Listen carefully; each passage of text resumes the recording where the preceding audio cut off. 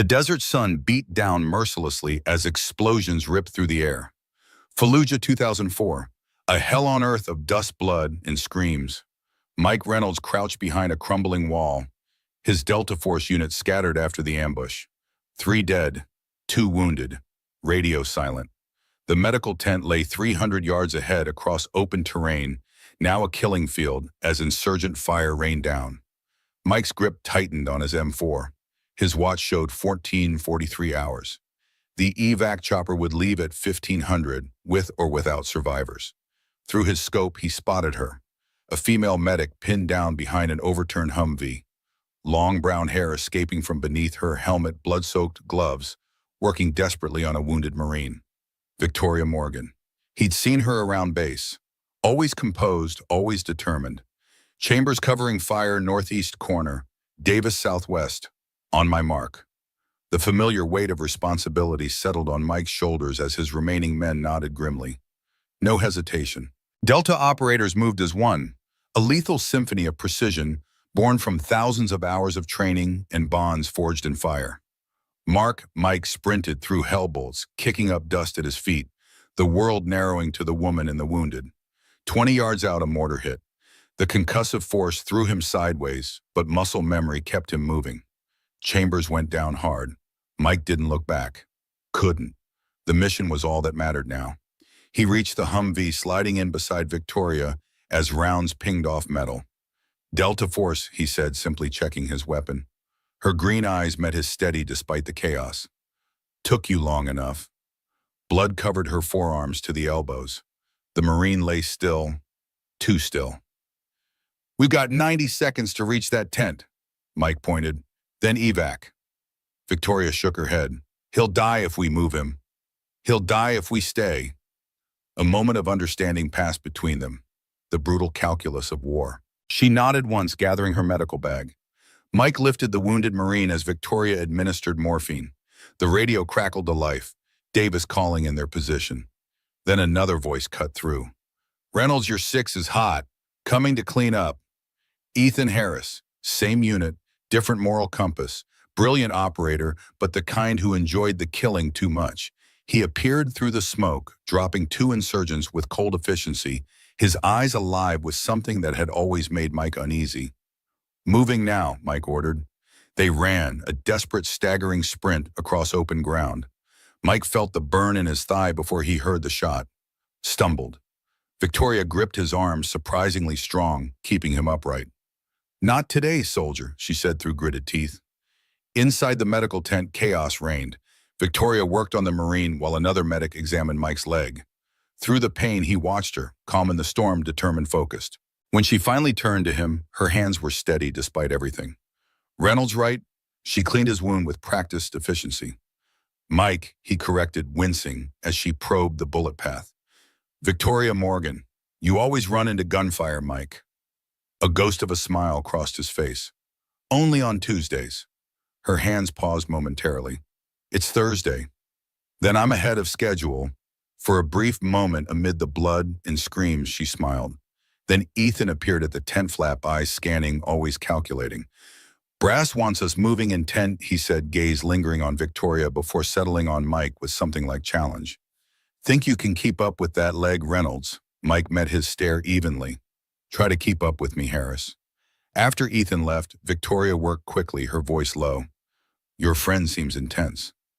Not my friend, just someone I have to trust with my life. She finished bandaging his leg, leaning close. There's a difference. Remember that. Mike would remember those words long after Fallujah, long after his service ended, long after the nightmares began.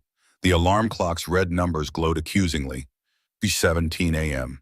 Mike Reynolds sat upright in bedsheets, soaked with sweat, the phantom sound of explosions still echoing in his ears. Fallujah again, always Fallujah. He swung his legs over the side of the bed, the old scar tissue pulling tight across his thigh. The small apartment in Riverdale was quiet, except for the hum of the refrigerator and the occasional car passing on the street below. Moonlight filtered through cheap blinds, casting prison bar shadows across the worn carpet. Mike moved silently to the bathroom, avoiding the creaky floorboard outside Sophia's room. His reflection stared back. a stranger with familiar eyes. Still fit at 42, but the years showed in the gray at his temples and the permanent lines etched around his eyes. Delta Force felt like another lifetime now. The cold water shocked his system. Reality, not memory. Present, not past. He repeated the mantra his therapist had given him before he'd stopped going. Too many questions he couldn't answer. Too many operations he couldn't discuss. He checked on Sophia, his 12-year-old daughter, sleeping peacefully, dark hair splayed across her pillow. Her mother's hair. Carolyn had been gone 4 years now. Cancer fast and merciless nothing Mike's particular set of skills could fight. He gently tucked the blanket around Sophia's shoulders. The only mission that mattered now. Morning came too quickly. Mike moved through the kitchen with military precision, preparing breakfast and lunch simultaneously.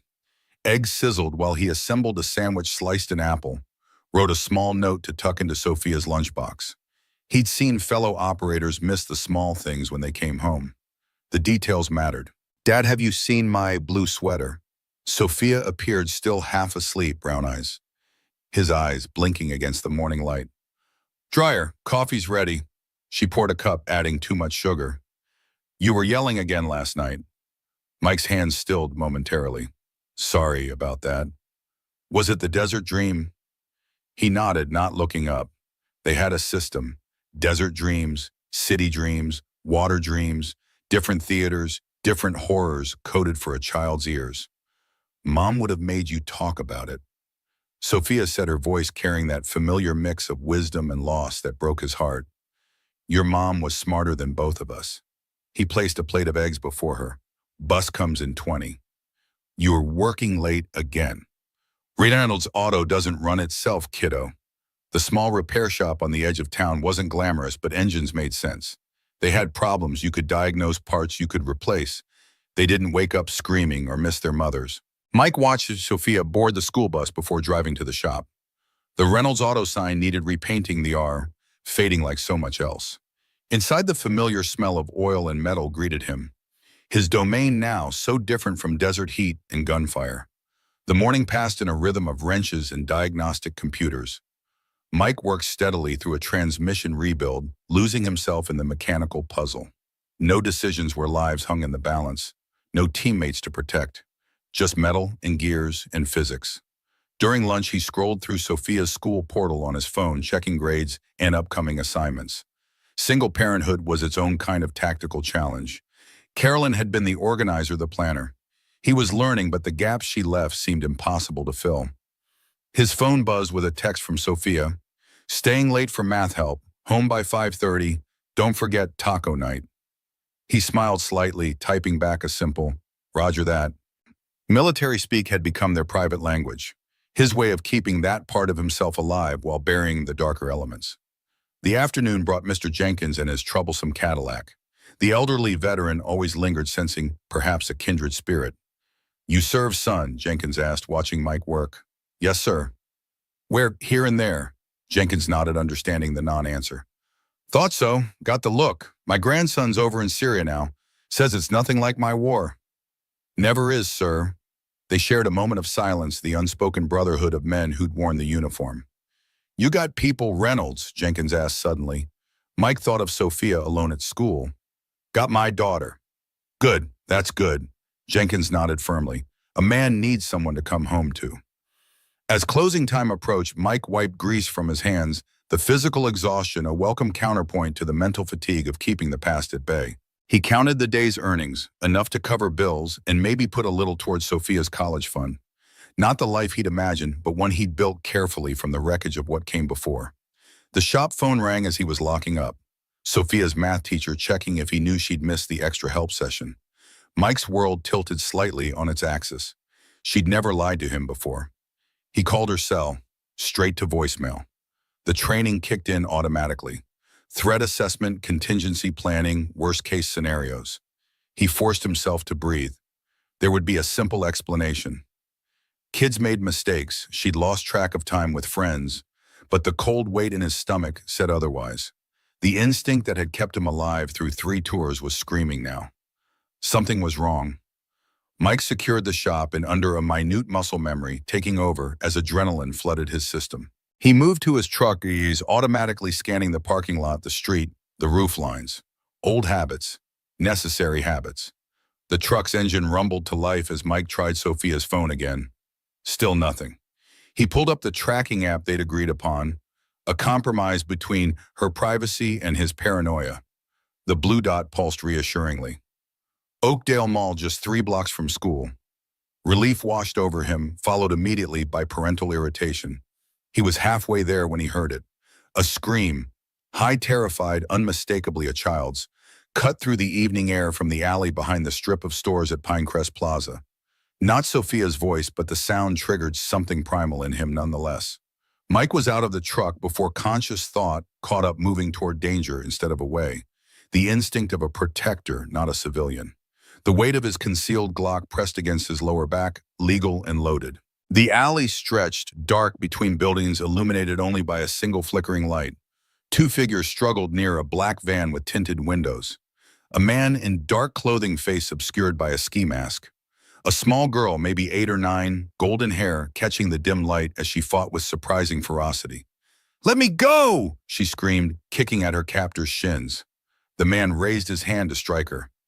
"Hey!" Mike's voice carried the full command presence of a Delta Force team leader. Authoritative, unquestionable. The kidnapper's head snapped up, momentarily frozen. That crucial second of hesitation Mike had counted on.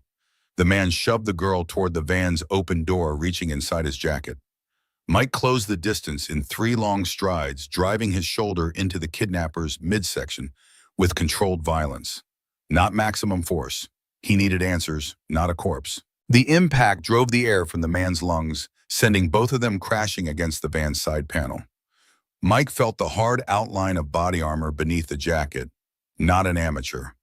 The girl scrambled away as the van's engine roared to life. The kidnapper twisted, revealing a tactical knife already in motion toward Mike's ribs. Mike trapped the wrist, applied precise pressure to the radial nerve, and the knife clattered to the pavement. His counterstrike was textbook. Heel of the palm to the solar plexus knee, to the groin, right cross to the jaw. The man dropped unconscious before he hit the ground. The van's tires squealed as it pulled away, driver unseen behind tinted glass. Mike memorized what he could. No plates, aftermarket, bumper, small dent on the rear quarter panel. The van disappeared around the corner as Mike turned to find the girl. She stood pressed against the brick wall, eyes wide but remarkably steady for a child who'd just escaped abduction. Her pink coat was torn at the shoulder, and a small teddy bear lay forgotten on the dirty pavement. Mike knelt slowly, maintaining distance, making himself smaller. Techniques he'd used with frightened children in war zones. "You're safe now," he said, voice deliberately gentle. "My name is Mike. I'm going to help you." The girl studied him with unsettling intensity, her blue eyes taking in his face, his posture, the unconscious man nearby. "You hit him like my bodyguards train," she said finally, her vocabulary surprisingly adult. "Are you military?" "Used to be." Mike glanced at the kidnapper, who was beginning to stir. "We need to call the police. Do you know who that man is?" She shook her head, then hesitated. "There were 2. The driver. He was watching our house for days." Mike's tactical assessment upgraded immediately. Not random, targeted, professional. "What's your name?" he asked, already pulling zip ties from his back pocket. Standard equipment for a man who couldn't fully leave his training behind. "Lily," she said, watching as Mike secured the kidnapper's hands. "Lily Morgan." Mike's hands stilled for a fraction of a second. Morgan. Common enough name, but the prickle at the back of his neck wasn't coincidence. "Lily, I need to check if you're hurt." He kept his voice calm, professional, moving slowly as he assessed her for injuries using the same systematic approach he'd used on wounded teammates. "Does anything hurt? Did they give you anything to drink or eat?" She shook her head, surprisingly composed. "I bit him when he grabbed me," she said with a hint of pride. "Mom says always bite and scream." "Your mom is smart." Mike retrieved the teddy bear, dusting it off before offering it to her. "Who is your mom, Lily?" The girl clutched the bear to her chest, chin lifting slightly. "Victoria Morgan. She runs Nexus Technologies." The name hit Mike like a physical blow. Victoria Morgan, the medic from Fallujah. The green eyes, the steady hands. 20 years and a lifetime ago. Sirens wailed in the distance as Mike processed this impossible coincidence. The kidnapper groaned, eyes fluttering behind the ski mask. Mike's focus sharpened. "Lily, the police are coming. I need you to stand over there." He gestured to the alley entrance. "Where it's light, I'm going to ask this man some questions." She nodded solemnly and moved away, understanding in her eyes that belied her years. Mike turned to the kidnapper, removing the ski mask to reveal a nondescript face, the kind designed to blend into crowds and disappear from memories. He gripped the man's jaw, applying precise pressure to pain points. "Who sent you?" Mike kept his voice low, eyes cold. "Who was the girl to you?" The man's eyes widened, fear replacing grogginess. "Just a job, man." "I don't know." Mike increased the pressure. "Wrong answer. Professional equipment, body armor coordinated team. This wasn't random." "Who sent you?" "I never got a name," the man gasped. "Handler called himself Corvus. Said the girl was leverage. Something about a project. Phoenix, I swear that's all I know." Project Phoenix. The name meant nothing to Mike, but the fear in the man's eyes was genuine. He released his grip as police cruisers pulled into the alley lights, painting the walls red and blue.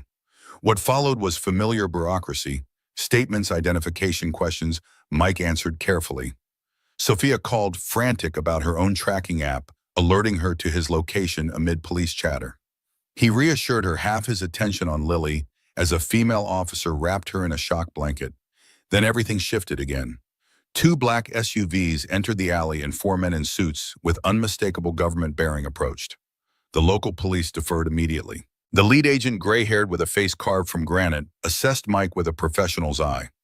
"Mr. Reynolds," he said, not a question. "Agent Blackwood, Homeland Security.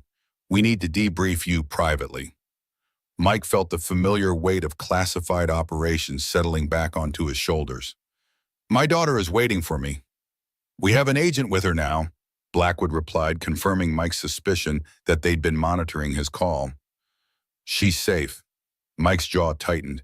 "If anything happens to her..." "Nothing will." Blackwood's tone softened marginally. "This is National Security, Reynolds, and it involves people you used to know." The debriefing took place in a nondescript room at the local federal building. Mike answered their questions with the precise economy of words he'd learned in countless similar rooms. Yes, it appeared professional. No, he hadn't recognized the kidnapper. Yes, the girl had mentioned Project Phoenix. At that, the agents exchanged glances. "You have no prior knowledge of this project," Blackwood pressed. "None." Mike leaned forward. "Now tell me why Homeland Security is interested in a kidnapping attempt on the daughter of a tech CEO. Blackwood studied him for a long moment. "Victoria Morgan isn't just a tech CEO. Her company does classified work for the government, work that certain parties would very much like to access. Through her daughter." "Precisely." "And me?" Mike asked the question that had been nagging since the SUVs arrived. "Why the interest in a mechanic who happened to be in the right place?" Blackwood smiled thinly. "A mechanic with Delta Force training who once served with Victoria Morgan in Fallujah. That's not coincidence, Reynolds. That's providence." By the time Mike was released, dawn was breaking over Riverdale. An agent drove him home, where he found Sophia asleep on the couch, watched over by a female agent who nodded respectfully before departing. Mike stood in his small living room, the familiar surroundings suddenly strange. The ordinary life he'd built felt like a facade, now paper-thin and fragile. He checked his phone. 3 missed calls from unknown numbers. He didn't need to guess who was trying to reach him. Victoria Morgan, after 20 years. He gently covered Sophia with a blanket, brushing her hair back from her forehead. She stirred slightly, but didn't wake. "I'm sorry, kiddo," he whispered. "Looks like our quiet life just got complicated." The morning sun cast long shadows across Mike's front porch as he sat cleaning his Glock. The familiar ritual, disassemble, clean oil, reassemble, calmed his mind after a sleepless night. Sophia remained inside, exhausted from the previous night's disruption. Her questions temporarily held at bay with promises of full explanations later. Mike had just locked the firing pin back into place when the black SUV appeared at the end of his street. Not government issue like last night's vehicles.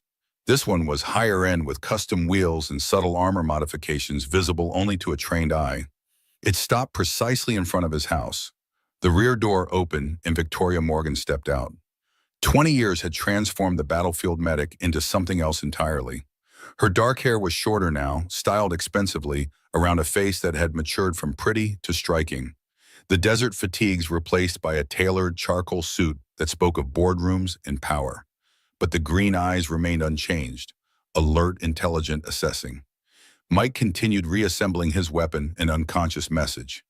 I'm still who I was. Victoria approached alone, though Mike noted the driver remained vigilant, hand positioned for quick access to what was undoubtedly a concealed weapon. She stopped at the bottom of the porch steps, looking up at him. Hello, Mike. Her voice was lower than he remembered, controlled in a way that suggested careful modulation of every aspect of her public persona. Victoria. He slid the magazine into place with a definitive click. You look different without the blood on your hands. A slight tightening around her eyes, the only indication his words had landed. May I come up? He gestured to the empty chair beside him. She ascended the steps with measured grace, settling into the chair without breaking eye contact. I understand you met my daughter. I did. Mike set the gun aside. She handled herself well, trained responses, good situational awareness, not typical for a child her age. Lily isn't typical. Pride and worry mingled in her voice. She's grown up with unique security concerns. Because of Project Phoenix, Victoria's composure slipped momentarily, surprise quickly masked. How do you... Your kidnapper mentioned it before Homeland Security took over. Care to tell me what it is and why someone would kidnap a child over it? She looked away, studying the quiet suburban street with its illusion of safety. It's complicated. Uncomplicated, a child is nearly taken. My daughter is inside that house. I need to know what we're dealing with. Victoria's gaze returned to him, decision made. Project Phoenix is an artificial intelligence system designed for autonomous weapons, control, and defensive countermeasures. My company developed it under classified contract. You built Skynet, Mike said flatly. A ghost of a smile touched her lips. Nothing so dramatic. Phoenix isn't sentient. It's a sophisticated decision-making system with ethical constraints and human oversight requirements hardwired into its core architecture. But in the wrong hands, it could bypass those constraints. She nodded. Exactly. 3 weeks ago, we discovered evidence of an organized attempt to steal Phoenix's source code. 2 of my senior developers disappeared. Security protocols were activated. Lily and I were supposed to transfer to a secure facility, but she slipped away. She's 9 and brilliant and hates disruption to her routine. Victoria's professional facade cracked slightly, revealing the worried mother beneath. We were at the mall. I turned around and she was gone. Then I got the call from Agent Blackwood that you'd intervened. Mike leaned forward. This is one hell of a coincidence, Victoria. You, me, Fallujah. No coincidence. She reached into her jacket and removed a slim file folder. When Blackwood told me your name, I had them pull everything. You left the service with honors in 2012. Lost your wife to cancer in 2021. Opened Reynolds Auto that same year. Live quietly, pay your taxes, raise your daughter. She paused. And occasionally wake your neighbors with screams at 3 a.m. Mike's jaw tightened. You've been thorough. I need to be. She placed the folder on the table between them. There's something else you should know. The man behind this, the one codenamed Corvus who sent those kidnappers. We have strong reason to believe it's Ethan Harris. The name landed like a physical blow. Ethan Harris. The cold eyes in Fallujah. The whispered rumors of off-book operations. The dishonorable discharge that no one discussed. Harris went mercenary after the service, Mike said, memory surfacing. Private military contractor. Wet work specialist. Victoria nodded. Until 3 years ago when he disappeared completely. Resurfaced last month working for an organization we can't identify. They want Phoenix Mike, and they're willing to use my daughter to get it. So what do you want from me? A trip down memory lane while Homeland handles your security. I want you. The directness of her statement caught him off guard. As Lily's personal security detail. Mike stared at her. I'm a mechanic now. You're a Delta Force operator who happened to become a mechanic. She opened the folder revealing documents bearing government seals. Homeland is providing overall security for the project, but I need someone I trust to protect my daughter. Someone Ethan knows. Someone who stopped him once before. Mike's mind flashed to their final encounter in Kabul. The mission gone wrong, the choices made, the report he'd filed that ended Harris's military career. You don't know what you're asking. I know exactly what I'm asking. Victoria's voice softened. I've never forgotten what you did in Fallujah, Mike. How you risked everything for strangers. I've followed your career from a distance. I know what kind of man you are. I'm a father now. I have responsibilities. He gestured toward the house where Sophia slept. And I'm offering to protect both our children. Victoria pulled another document from the folder, a temporary guardianship form with Lily's name and his own. 72 hours, Mike, just until we can complete transfer to the secure facility in Colorado. Full protection for Sophia as well. Then you go back to your life. The front door creaked open behind them. Mike turned to find Lily standing there, teddy bear clutched to her chest, observing them with those unnervingly perceptive eyes. Mom, her voice was small but steady. Is he going to help us? Victoria extended her hand toward her daughter, who crossed to stand beside her. The resemblance was striking, the same determined set of the jaw, the same direct gaze. That's what we're discussing, sweetheart.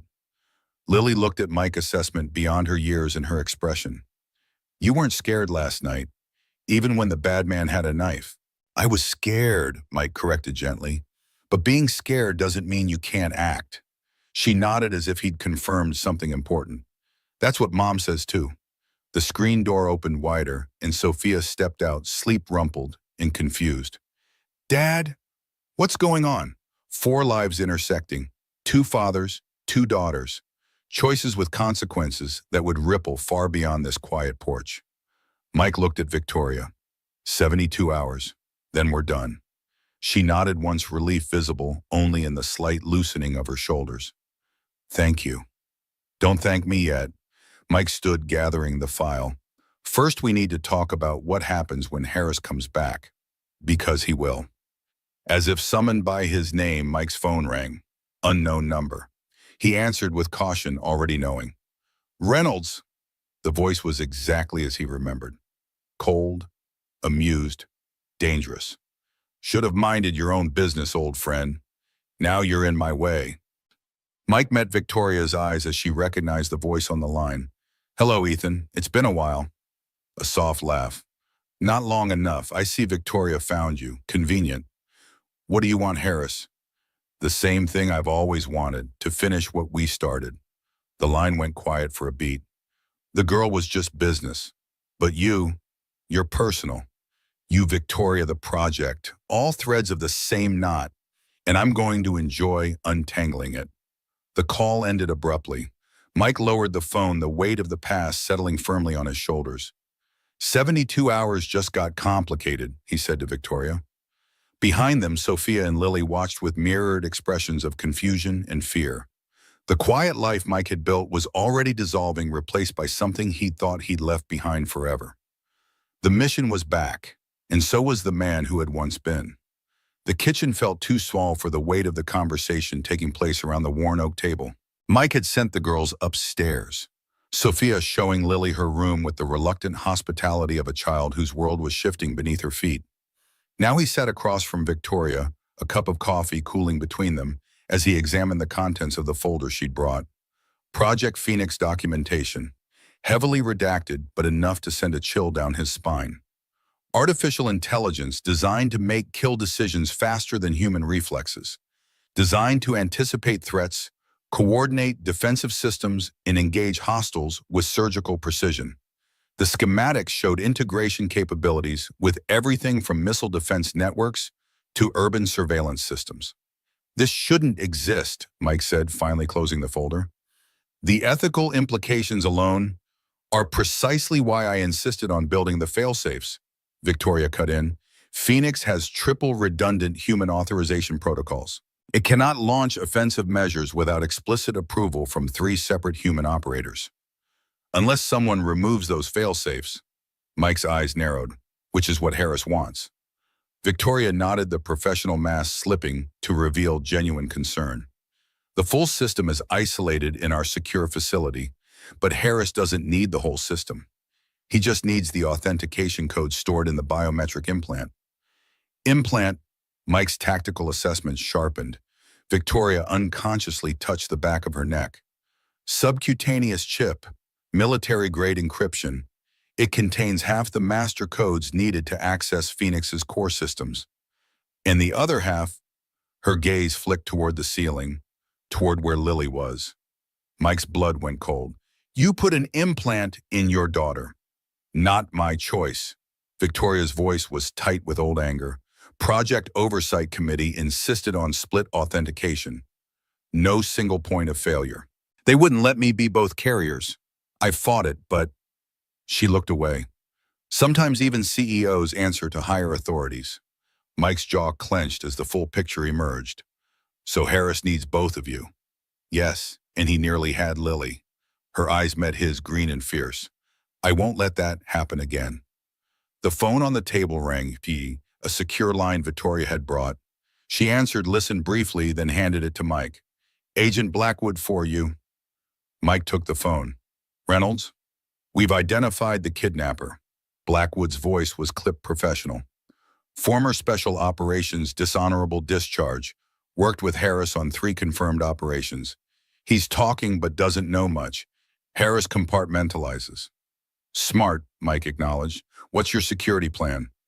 Convoy to Colorado facility departs at Elk Hundred tomorrow. We're setting up a perimeter around your location now. 4 agents rotating shifts. Morgan's private security will handle close protection. Mike moved to the window, subtly checking sightlines. Harris won't come at us directly, not his style. Agreed, but we have to assume he's monitoring all channels. Communications blackout starts now. I'll see you at 0600. The line went dead. Mike handed the phone back to Victoria. I need to call someone, he said. When she raised an eyebrow, he added, someone I trust, someone who knows Harris. Victoria hesitated, then nodded. Mike stepped onto the back porch, dialing a number he hadn't used in years. It rang twice. Martinez Plumbing, answered a gruff voice. Jack, it's Reynolds. A pause. Mike, Jesus, man, what's wrong? Jack Martinez, former Delta, the only man from the old unit Mike still considered a friend, the only one who'd visited after Caroline died. Ethan Harris is back, and he's hunting. The silence on the other end was heavy with understanding. Where are you, bum? Home with complications. I can be there in 4 hours. Mike felt a knot of tension ease slightly. Bring the kit. Always do, brother. Inside, he found Victoria examining the house's entry points with a professional's eye. 2 ground floor entrances, 6 windows, second-story access via the oak tree near your daughter's room, she noted. Defensible, but not ideal. It's a home, not a fortress, Mike replied, opening a locked cabinet in the hallway. Inside lay the remnants of his former life. Tactical gear, secure communication devices, a gun safe. We're leaving before dawn, but we need to prepare in case Harris moves tonight.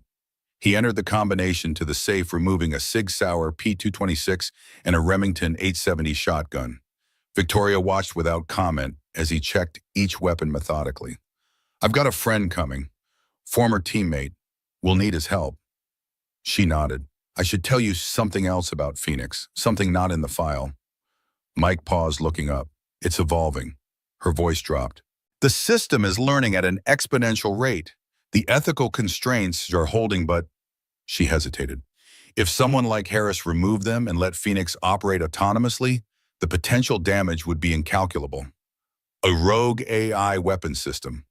Worse, a system that could infiltrate nuclear launch facilities, drone networks, power grids. The fear in her voice was genuine. This isn't just about national security, Mike. It's about preventing something that could fundamentally alter warfare forever. Footsteps on the stairs interrupted them. Sophia appeared, her expression guarded. Dad, Lily's asking when she can go home. She glanced between the adults, eyes widening at the weapons on the table. What's happening? Mike set the shotgun down and crossed to his daughter, kneeling to meet her eyes. No more half-truths, no more shields. Something dangerous is happening, Soph. Ms. Morgan and Lily need our help, and we're going to give it to them. But it means we have to leave home for a few days. He held her gaze, respecting her enough to show the seriousness of the situation. Remember how we talked about my work before, the things I used to do? She nodded solemnly. The protecting things. Yes, I need to do that again just for a little while. Sophia looked past him to Victoria. Is someone trying to hurt you and Lily? Victoria approached carefully. Yes, someone dangerous. Your father is very good at stopping dangerous people. Sophia's chin lifted slightly, a gesture so like her mother that it made Mike's chest ache. My dad was a hero. Mom always said so. She was right, Victoria said softly. Sophia considered this, then nodded decisively. I'll tell Lily we're going on a trip. She started up the stairs, then paused, looking back at Mike. Are you going to wear your uniform again? The innocent question landed like a physical blow. No, sweetheart, but I'll still be me. After she disappeared upstairs, Victoria moved to stand beside him. She's strong, like you. Like her mother, Mike corrected, returning to the weapons. We need to pack, essentials only, and I need to show you how to use these. Victoria reached for the P226 with unexpected familiarity, checking the chamber and magazine with practice movements. At Mike's surprised look, she offered a tight smile. I stopped being just a medic a long time ago, Reynolds. For the first time since she'd appeared on his porch, Mike saw a flash of the woman from Fallujah, determined, competent, unafraid of the hard necessities of survival. As night fell, they prepared in silent efficiency. Mike moved through his home, securing windows, creating improvised alarms using fishing line and metal cans. Victoria packed go bags with clothes, medications, emergency supplies. The girls were briefed, simplified explanations, clear instructions, emergency protocols. Mike's phone buzzed with a text from Jack 20 minutes out. The night deepened. The house grew quiet except for the occasional creak of the old structure settling. Mike sat in the darkened living room, cig resting on his thigh, watching the street through a narrow gap in the curtains. Victoria entered silently, carrying 2 mugs of coffee. Lily's finally asleep, she said, offering him a mug. Your daughter is good with her. Patient. Mike accepted the coffee. Sophia had to grow up fast after Caroline died. Victoria settled into the chair opposite her, face half hidden in shadow. I'm sorry about your wife. That couldn't have been easy. Nothing about death is easy. He sipped the coffee, eyes never leaving the window. At least in war, there's an enemy you can fight. Cancer just takes. They sat in silence for a moment, the shared understanding of loss building a bridge between them. Fallujah seems like another lifetime, Victoria said finally. It was. Mike shifted, the old bullet wound in his thigh aching with the memory.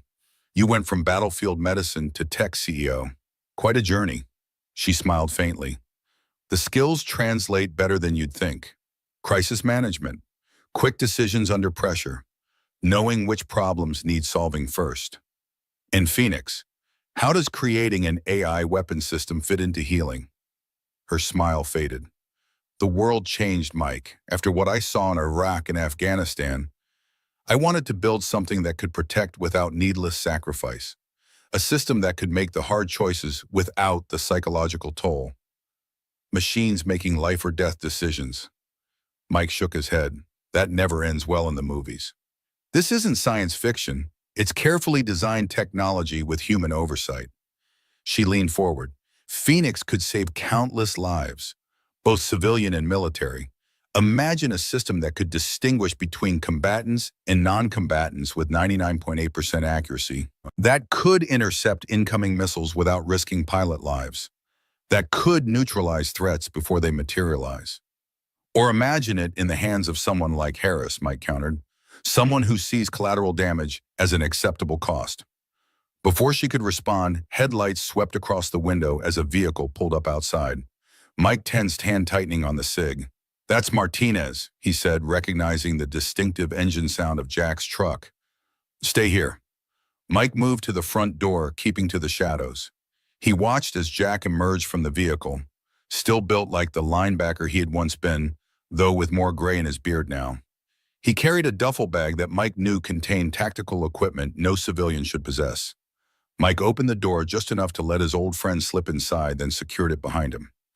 Good to see you, brother, Jack said, clasping Mike's hand firmly. His eyes took in the weapons, the tactical preparations, and Victoria standing in the living room doorway. "So, Harris, full sit rep?" "Project Phoenix," Mike began, leading him into the kitchen. "Classified AI weapon system. Harris wants it, needs access codes implanted in Victoria and her daughter." Jack whistled low. "Subcutaneous implants. That's some serious spy movie shit." "It gets worse. Harris has resources, professional team, government connections. Always did have friends in dark places." Jack unzipped the duffel, revealing body armor, comms equipment, and additional weapons. "Transport plan. Convoy to Colorado facility. Leaves 0600. Jack's expression darkened. "Convoys are vulnerable. Better to split up travel separately." Victoria stepped forward. "The convoy has presidential-level security protocols. 6 vehicles, counter-surveillance measures, air support." "And Harris knows all about it, I guarantee it," Jack replied. "Man spent years studying how to hit protected targets." Mike nodded slowly. "Jack's right. Harris will be expecting the convoy." He turned to Victoria. "We need an alternative. Somewhere secure we can hold position until we can arrange private transport to Colorado." Victoria considered this. "I have a property, mountain lodge in the Blue Ridge Mountains. Off-grid, minimal digital footprint." "How many people know about it?" Jack asked. "Just my security chief. I purchased it through a shell corporation for exactly this type of situation." Mike and Jack exchanged glances, the silent communication of men who'd operated together in the field. "It could work," Mike acknowledged, "but we need to make it look like we're still taking the convoy. Give Harris the expected target." Jack smiled grimly. "Decoy operation, like Belgrade." "Exactly like Belgrade." Mike turned to Victoria. "We need to move soon, before the official protection detail arrives. They'll insist on protocol." Victoria checked her watch. 3 hours until Blackwood's team expects us ready for transport. Then we have 2 hours to disappear." Mike looked toward the stairs. "We need to wake the girls." As they prepared to move, Mike felt the familiar calm settling over him, the focused clarity that came with operational planning. The civilian facade was falling away, revealing the soldier beneath. For the first time in years, the persistent background noise of peacetime anxiety quieted. This he knew how to do. This made sense. Protect the principal, neutralize the threat, complete the mission. But as he climbed the stairs to wake his sleeping daughter, the weight of what he was drawing her into settled heavily on his shoulders. The life he'd built to protect her was dissolving, replaced by the very dangers he'd left the service to escape. He could only hope he hadn't made a terrible mistake. The pre-dawn darkness shrouded the caravan of 3 vehicles as they slipped away from Mike's neighborhood. Jack led in his nondescript pickup truck outfitted with reinforced panels and run-flat tires, modifications invisible to casual observation. Mike followed in his own truck, Victoria beside him, both girls asleep in the back seat beneath a blanket. The security chief Victoria trusted, a stern-faced woman named Harper, brought up the rear in an armored SUV. They'd left behind carefully staged evidence of their continued presence. Lights on timers, a recording of voices that would play periodically, and a digital trail suggesting preparations for the official convoy. By the time Blackwood realized they'd gone off protocol, they would be halfway to the Blue Ridge Mountains. The highway stretched empty before them as they headed south, then east. Mike drove with mechanical precision, constantly scanning for tails, unusual patterns, anything out of place. Victoria sat rigid beside him, one hand resting on the secure phone in her lap. "Blackwood will be furious," she said, finally breaking the tense silence. "Better furious than attending our funerals." Mike checked the rear-view mirror for the 100th time. Harris would have hit that convoy hard. Probably already has the route map, choke points identified. "You're that certain?" "I trained with him for 5 years. I know how he thinks." Mike glanced at the sleeping girls. "He targets what you value most, makes it personal. That's why he went for Lily first." Victoria's face hardened. "I've spent 9 years protecting her from the consequences of my work, building walls, security systems, protocols, and it still wasn't enough." "No security is perfect, especially against someone who knows what they're looking for." Mike's grip tightened on the steering wheel. "What happened between you and Harris after Fallujah?" She looked out the window at the passing darkness. "We crossed paths again in 2008, Kandahar province. I was running a mobile surgical unit. He was I don't know what he was doing officially. Black Ops, probably. He came through our unit with a team, all of them injured in some operation they wouldn't discuss. And, and he remembered me from Fallujah, started visiting after his team was patched up, asking questions about my work, my background in AI research before I joined up. She shook her head. I was naive, thought he was interested in me, didn't realize he was interested in what I could build for him. Mike's jaw tightened. That sounds like Harris. When I realized what he wanted, autonomous targeting systems with no ethical constraints, I shut it down. Reported my concerns up the chain. Next day, our unit was hit by insurgents. 3 of my staff killed. Her voice remained steady, but her hands clenched in her lap. No proof it was him, but the timing. Harris never believed in coincidences. The secure phone buzzed. Darom. Staskikam Ahamezd. Victoria answered, listened briefly, then cursed under her breath. Blackwood, Mike asked. She nodded. Our absence has been discovered. He's mobilizing search teams. Are they tracking the phone? No, this line is secure, but they'll check traffic cameras, toll records. She looked at him. We need to get off the main highways. Mike pressed the transmit button on the comms unit connecting their 3 vehicles. Jack, we need to alter course. Take the next exit. Secondary roads from here on. Roger that, came the crackled response. Harper, stay close. Defensive formation Delta. The small convoy veered onto the exit ramp, transitioning from interstate to state highway, then to progressively smaller county roads. The terrain changed from flat farmland to rolling hills as they approached the mountains of Western Virginia. The sun crested the horizon, painting the sky in crimson and gold. In the back seat, Sophia stirred, blinking sleepily. Dad, where are we? On our way to a safe place, kiddo. Go back to sleep if you can. Instead, she sat up, careful not to disturb Lily. Are the bad people still after us? Mike met her eyes in the rearview mirror. No point in lying. Yes, but we're being very careful. She nodded, accepting this with the resilience that both broke his heart and made him fiercely proud. 9 years old and already understanding that the world held dangers most adults preferred to ignore. Victoria turned in her seat. Are you hungry, Sophia? I have some granola bars in my bag. Yes, please. Sophia took the offered snack. Miss Victoria, why do the bad people want Lily? Victoria hesitated, glancing at Mike.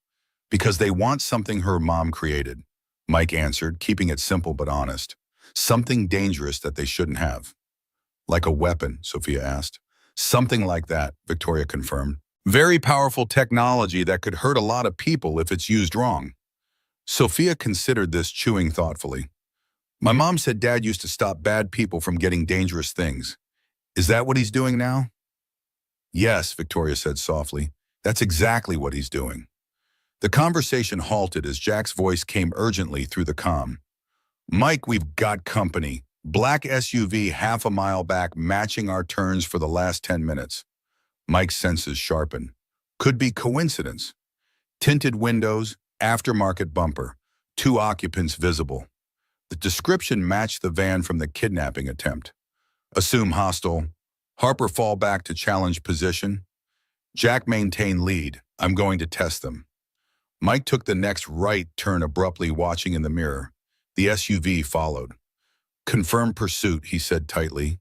Everyone's secure. Victoria checked her seatbelt, then reached back to ensure both girls were properly restrained. Lily had woken now, eyes wide but silent. Secure, Victoria confirmed. Mike increased speed, the truck's engine growling as they accelerated down the narrow country road. The SUV kept pace, closing the distance. Harper ready for intercept, Mike instructed. Jack, find us an advantage point. Through the rear-view mirror, Mike watched as Harper's vehicle dropped back, allowing the pursuing SUV to pass, then accelerated to close in from behind. Classic pincer maneuver. Dad, Sophia's voice was steady despite the fear evident in her face. Are we going to crash? No, sweetheart, but hold on tight. Things might get bumpy. The radio crackled. Half-mile ahead, there's a logging road on the left, Jack reported. Narrow but passable. Could lose them in the trees. Roger that, Mike glanced at Victoria. When I say down, get the girls on the floor and cover them. She nodded, already unholstering her weapon. The pursuing SUV suddenly accelerated, ramming Harper's vehicle from behind. The impact sent her SUV fishtailing. "Harper's hit," Jack shouted through the comm. "Stay on course," Mike ordered. "Harper status." "Operational, sir," came her clipped response. "But they're armed, spotted rifles when they pulled alongside." The logging road appeared ahead, little more than a dirt track cutting through dense forest. Mike took the turn hard, the truck bouncing violently as it left the pavement. Behind them, gunfire erupted. Harper exchanging shots with their pursuers. "Down!" Mike shouted. Victoria vaulted between the seats, covering both girls with her body on the floor of the cab. Mike kept the truck at maximum possible speed on the uneven terrain, branches scraping against the windows as the road narrowed. Jack's voice came through, tight with tension. "Mike, there's a stream crossing ahead. Looks shallow enough to ford." "Copy that." Mike checked the mirror. The pursuing SUV had followed them onto the logging road, but Harper was right behind them, forcing them to divide attention. "Harper, fall back. Defensive position at the stream." The road descended sharply toward a shallow creek bed. Mike slowed just enough to prevent the truck from bottoming out as they splashed across. On the other side, he pulled the vehicle sideways, creating a partial barricade, and cut the engine. "Stay down," he ordered, grabbing his rifle from behind the seat. Not a sound. He slipped from the truck, moving to cover behind a large oak tree. Jack had positioned his vehicle similarly on the other side of the crossing. Between them, they had overlapping fields of fire covering the approach. The pursuing SUV appeared at the top of the slope, moving cautiously now. Two men visible inside, scanning the crossing area. They hadn't spotted the defensive position yet. Mike steadied his breathing, settling into the familiar mindset of the sniper. Time slowed. Sensory input sharpened. The distance, the wind, the target, all calculated with mechanical precision. The SUV began its descent toward the stream. Mike took aim at the front tire, waiting for the perfect moment when the vehicle would be most vulnerable in the crossing. The shot cracked through the forest silence. The tire blew, sending the SUV lurching to one side. Before the occupants could react, Jack fired, taking out the second front tire. The vehicle slammed to a stop, half submerged in the stream. "Cover," Mike commanded into his comm. Both men opened sustained fire on the disabled SUV, not aiming to kill, but to pin the occupants inside. Harper appeared on the ridge behind, adding her fire to the barrage. Inside the SUV, the men ducked low, returning sporadic fire, but unable to maneuver or advance. They were trapped. "Victoria," Mike called. "Secure phone, call Blackwood. We need extraction and prisoner transport." For 10 tense minutes, they maintained the standoff until the sound of helicopter rotors broke through the forest canopy. A tactical team fast roped down, securing the area, and the two gunmen with military efficiency. Agent Blackwood emerged from the tree line, face set in a mask of controlled fury. "Reynolds," he acknowledged coldly, "care to explain why you abandoned protocol and endangered a national security asset?" Mike lowered his weapon slowly. "Because your protocol would have gotten us all killed." "You don't know that?" "I know Harris." Mike gestured to the captured gunman being loaded into the helicopter. "And I was right. He had people waiting. These are just the ones who found us." Blackwood's expression didn't change, but something in his eyes shifted. Reluctant acknowledgement. "The girls?" he asked. "Safe, in my truck." Mike nodded toward the creek. "We need to move quickly. This location is compromised." "My team has secured a perimeter. Medevac is inbound for anyone injured." Blackwood glanced at the vehicles. "We'll transport all of you to the nearest secure facility." Mike shook his head. "No, we stick to our original plan, the Blue Ridge location." "That's not protocol." "Protocol is what nearly got us killed," Victoria interrupted, approaching with both girls held close to her sides. "Agent Blackwood, I respect your authority, but I'm invoking executive oversight on Project Phoenix. We proceed to my secure facility with your support, but under my direction." The two stared at each other for a long moment, a silent battle of wills between government authority and the private sector power that funded it. Finally, Blackwood nodded tersely. "My team will provide escort, but I want a full briefing on arrival." As the tactical team secured the area, Mike checked on Sophia and Lily. Both girls were frightened, but holding together with remarkable composure. "You both did great," he told them, kneeling to eye level. "Staying quiet and following instructions." "That's exactly right." Sophia managed a wobbly smile. "Just like you taught me, Dad." Lily studied the scene around them with the same unnerving intensity Mike had noticed before. Those men work for the same person who tried to take me at the mall. She stated, not a question. Yes, Mike confirmed, but they failed again, and they'll keep failing. Lily's eyes met his with adult solemnity. Because of you. The simple faith in her voice hit Mike harder than he expected. He glanced up at Victoria, who watched them with an unreadable expression. Because all of us are working together, he corrected gently. Now let's get back on the road. We still have a long way to go. As they resumed their journey now with government escort, Mike felt the familiar weight of command settling back onto his shoulders. The years of civilian life fell away like a discarded disguise, revealing the operator beneath. Focused, tactical, certain. For the first time since leaving the service, the persistent background noise of peacetime anxiety quieted. The path forward was clear. The mission defined: protect Victoria and Lily, neutralize Harris, secure Project Phoenix. This he knew how to do. This made sense, but as he glanced at Sophia in the rearview mirror, his daughter, who had never seen this version of her father before, a different kind of uncertainty gnawed at him. What would she think of the man emerging from behind the mask of normalcy he had worn for so long? Would she recognize him when this was over? Would he recognize himself? The mountains rose before them, ancient and indifferent to human concerns. Somewhere in those peaks lay temporary safety. Beyond that, Colorado and Project Phoenix awaited. And somewhere watching planning, Harris moved his next pieces into position. The game had only just begun. The mountain lodge materialized through the evening mist like something from another era. A sprawling structure of stone and timber nestled against the mountainside, surrounded by ancient pines. No visible neighbors, no power lines, only a narrow access road and the wilderness beyond. Defensible, Jack murmured appreciatively as their convoy approached. Limited avenues of approach. Good sightlines. Victoria nodded. That was the point. I purchased it 3 years ago through a shell corporation. Renovated with security in mind. Solar power satellite communications, rainwater collection system. Preparing for war, Mike asked quietly. Preparing for exactly this scenario. Her gaze was steady. When you build something like Phoenix, you understand the risks. The vehicles pulled up to the front of the lodge. Harper immediately established a perimeter, coordinating with Blackwood's agents, who had followed in 2 unmarked SUVs. Jack began unloading his equipment with practiced efficiency. Mike helped the girls from the truck, both subdued after the firefight. Cool house, Sophia offered, trying for normalcy, like in the movies. Lily scanned the surroundings with that unsettling focus. There are cameras hidden in the trees, and motion sensors. At Victoria's surprised look, she added, I helped program the security system. Remember, Mom? Victoria smiled faintly. I remember. Why don't you show Sophia around inside while we bring in our things? As the girls disappeared into the lodge, Mike turned to Victoria. She helped program a military-grade security system at 9 years old. Lily's IQ is off the charts. Victoria watched the door where her daughter had vanished. She was coding by age 4. It's partly why Phoenix works as well as it does. She thinks in patterns even I can't follow. Mike felt a chill that had nothing to do with the mountain air. Are you telling me a child helped design your AI weapon system? Not exactly, but she solved a key algorithmic problem we'd been struggling with for months. She thought it was a game.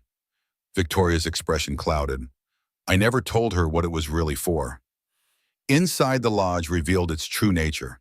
Behind the rustic exterior lay cutting-edge technology.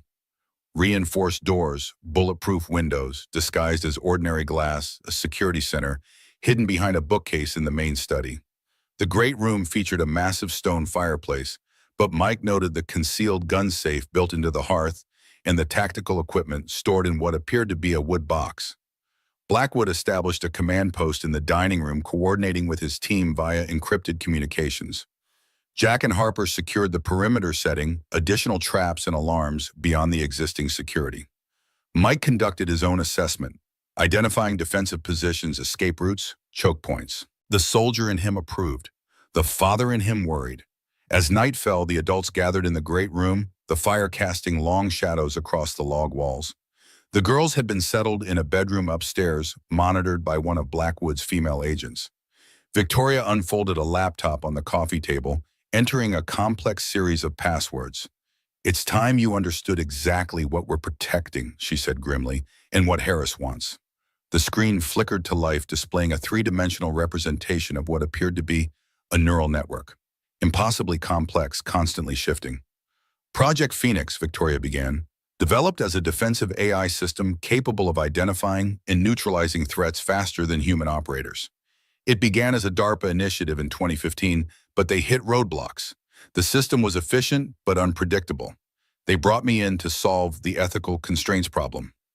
The what now? Jack leaned forward. How to create an AI that would follow rules of engagement and humanitarian law, even when those constraints reduce tactical effectiveness. Victoria manipulated the display, zooming in on key nodes.